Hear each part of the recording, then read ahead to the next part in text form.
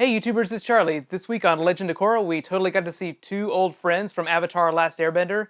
Maybe one of them wasn't quite so much of a friend. We also got to see some serious Alice in Wonderland references. Unlock blackmailed Korra into helping him, and Harmonic Convergence is upon us. So first I'll do my favorite moments, and then I'll do my review. Everybody grab some tea. Where's my tea?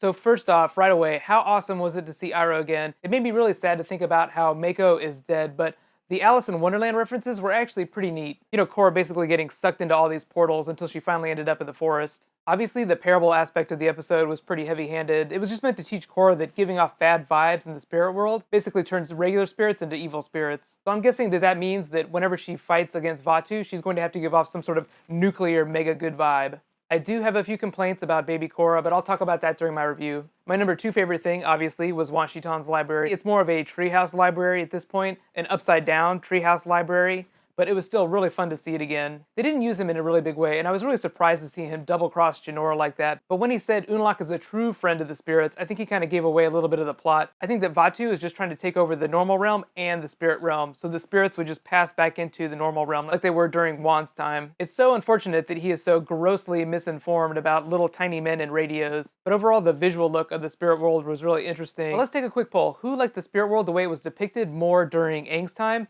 And who liked the spirit world now? There were a few complaints that the spirit world just seemed too bright and shiny, but I think that's just a consequence of the animation studio changing just a little bit. Obviously the studio mirrors back, but Legend of Korra has a very different animation style than Avatar Last Airbender had. I do love the 3D animation effects that they have in the episode. It kind of gives the camera this panning effect, especially like when Jinora was reading from the book. But high five yourself if you guessed that Unlock was going to use Jinora to blackmail Korra.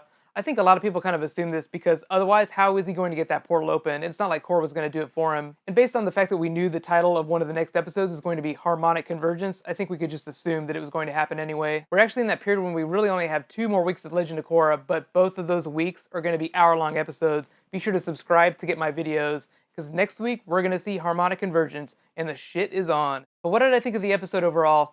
Well, I give it a solid B, mostly just because it was so awesome seeing Iroh and Wan Shi again, but I was not a huge fan of Baby Korra. Like I said, it was basically just a parable just to teach Korra the value of giving off positive vibes in the spirit world, or the consequence of giving negative vibes off. I feel like Iroh could have just explained it to her with about 2 sentences, and we, the audience, and Korra would have totally understood. There have actually been a couple of episodes this season where it felt like there was maybe like 2 or 3 minutes of actual plot development and like 18 minutes of filler. But like I said, we're in the last couple of weeks, so it's basically just going to barrel down the plot. So I think that will answer a lot of concerns about story progression. So next week, the first episode will be Night of 1,000 Stars, then the second episode will be Harmonic Convergence, then the week after that will be the 2-part finale. If there's anything I didn't mention in the video that you thought was really important in the episode, be sure to write it in the comments and we'll discussify.